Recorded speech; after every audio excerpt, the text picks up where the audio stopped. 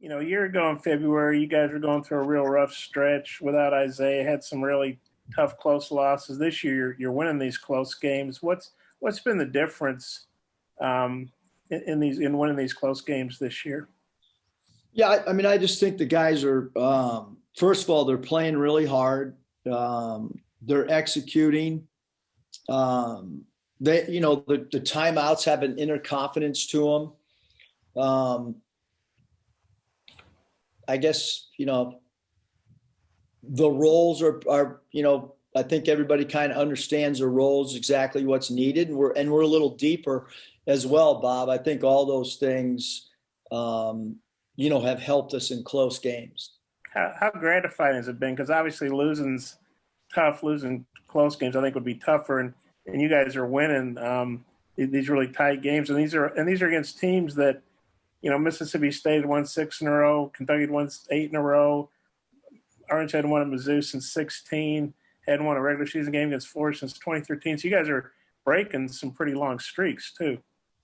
Yeah, no, I mean, I think like for us, it's just a matter, when we're going to play, A&M on Saturday, Bob, I think we're just worried about, I don't know, series records or anything like that. I just think it's how do we become better today at practice, and then how do we get ourselves ready for Saturday's game?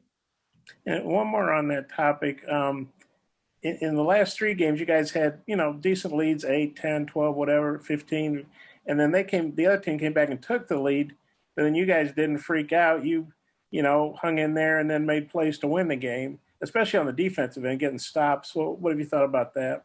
No, our when we need a stop down the stretch has been really, really good of late for sure.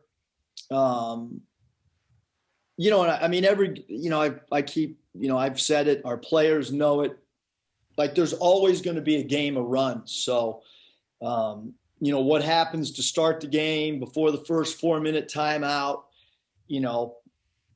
if you get down, then people say you get off to bad starts. And if, you give up a lead to Florida, but then you close out with the win and win by double digits. It's like, I mean, the other team is going to make a scoring run in basketball. It doesn't matter who you're playing. That's why the games are 40 minutes, and probably why there's less upsets in the NBA is because it's a 48-minute game. And if you shrunk a college game to 30 minutes, there'd probably be even more upsets, just because, the length of game time, is going to kind of even itself out with the better team winning over 40 minutes for the most part. So, I think that our guys have done a good job, whether we created a lead and then the other team went on a run and then we've come back. I just think, there's been really good composure of late down the stretch of games. Okay, I got a couple more, but I'll turn it back to Mike. Thanks. Jason.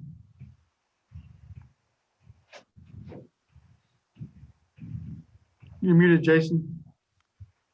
Hey, Coach, your freshmen, how big of an impact have they really made down the stretch for you guys? And then where would you put them in maybe the list of the freshmen in the league, the 3 that have really stood out for you this year?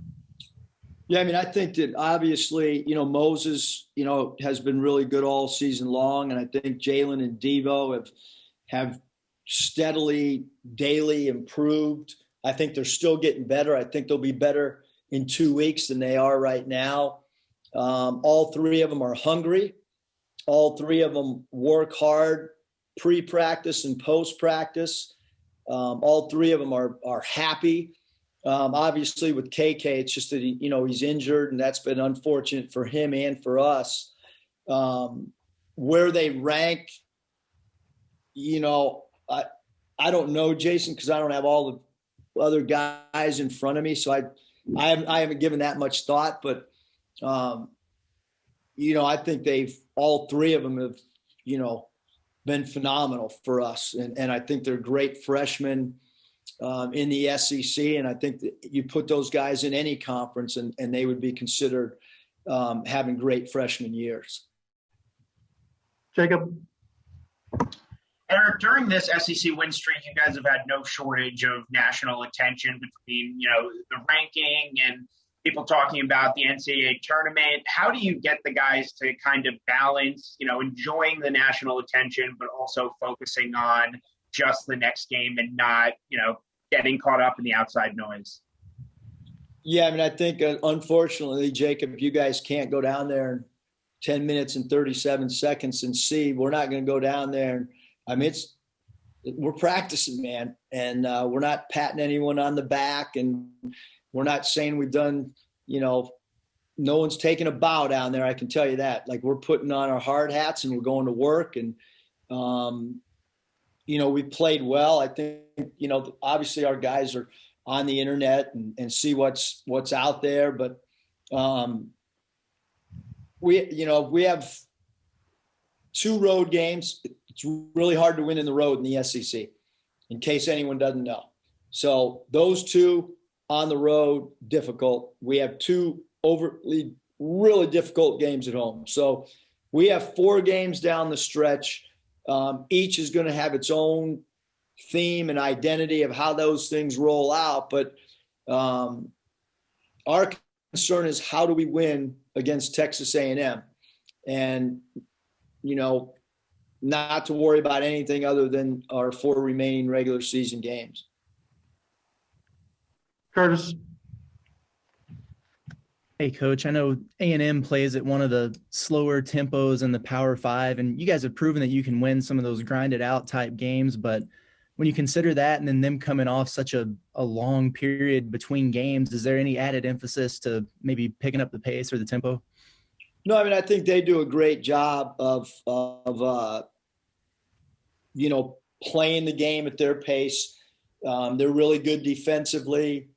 Miller, number 5, has done a great job on the glass and had a really good year. And we know from last year that Chandler, number 0, and number 1, Flag, and those guys can score the ball. And number 3, Jackson, they're all returners that played well last year. I think Gordon at the point guard, number 20's, a good basketball player. And Coach Buzz does an awesome job.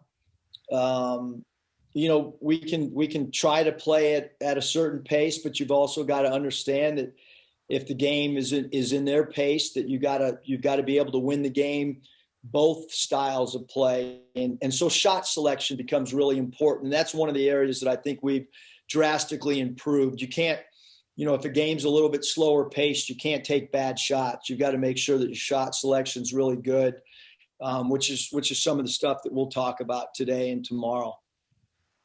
Hutch. Yeah, Coach, I noticed Desi only played like 5 minutes the other night, and he's had a couple of games like that. Is that just kind of a matter of, he only got 40 minutes to distribute around, and Devo playing well of late? Yeah, I mean, I think, you look at our team and Jalen Williams' minutes have gone up, as has Devo's. Devo's from the beginning of the year till now that, they've drastically gone up. And anytime a player's minutes go up, somebody else's, is going to go down. And, JD's minutes and Desi's minutes the last couple of games has not been maybe as high as before. But I think that's, part of the benefit of having a deep roster is, whoever's rolling on that night is probably going to get the bulk of the minutes. Ty. Yeah, Eric, you were talking about composure a little bit earlier, and you were just kind of laying out how your Jalen, Devo, and Moses have played this season. I know KK got injured. With true freshmen, a lot of times it takes a little bit for them to get acclimated to the college game. And I know you guys had struggle early on in conference play. It doesn't help when you're playing some of the better teams in the SEC. Are you surprised how quickly those 3 individuals have kind of righted the ship and helped this team get on the 7th game SEC winning streak? Yeah, I mean, like I said, Ty, I mean, those guys have done a great job. And then I think that the calming influences for us, every game have been Tate and Justin Smith. I mean, those are the 2 guys that in the huddles at halftime, when we talk about adjustments, I mean, those two guys are probably the, huge keys to our composure. And you would expect that from guys that are seniors. And then the freshmen have done a great job of kind of figuring out their own little niche on that given night. Moses didn't have a great scoring night last game, but he did a really good job defensively and played great team defense, and he drew extra attention from Florida, and that allowed other guys to have good games. Obviously, against Florida, Devo was a guy that really scored the ball for us. So I think it's, as with anything with the team, it's been really good team contributions all the way through. Hey, You mentioned the sorry. Sure. Hey, Coach. I think you're one of the few coaches in America who joined an SEC network telecast while your team was playing, and also your mom jumped on the broadcast the other night. Did you get a chance to watch that, and just what you thought about that, your mom being on a SEC broadcast while you're coaching a game? Yeah, I thought it was pretty cool. Certainly, it's been well documented that she likes to critique me. So, yes, Danielle did tape the broadcast, and I did get to listen. I know she got a shot in there, a jab in there about my lack of size and height. But yeah, I critiqued her on trying to be a little bit more positive about my stature. And so I listened, but I did think, we talk about composure. I thought she was awesome with a live mic. I thought she did a great job. Scotty, final question, please. Hey, Coach, we know Devo is quick and he's long, but is there something else to his game that you see that makes him so effective in the open floor and in transition? I mean, he's just got a burst of speed. He's got good change of direction. He's crafty. He's got in and out dribble. He's got, he can lean his body one way and take the rock to the other way. He's just got really great one-on-one ability. He's got great deception, great speed to go along with it. And then he's unorthodox too. And I think that really helps him too. Being a lefty helps.